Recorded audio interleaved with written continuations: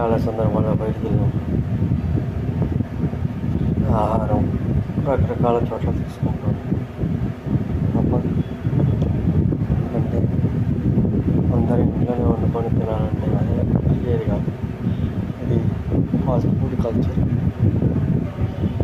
కానీ అలా ఆహారం తీసుకోవడం అనేది వాడి మీద అది ఎంతవరకు ప్రభావం చూపిస్తుంది అనేది మ్యాటర్. దాని గురించి చెప్పాలని అనుకుంటున్నాను.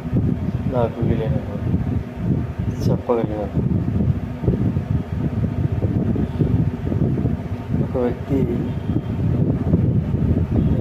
పొయ్యి వెలిగించిన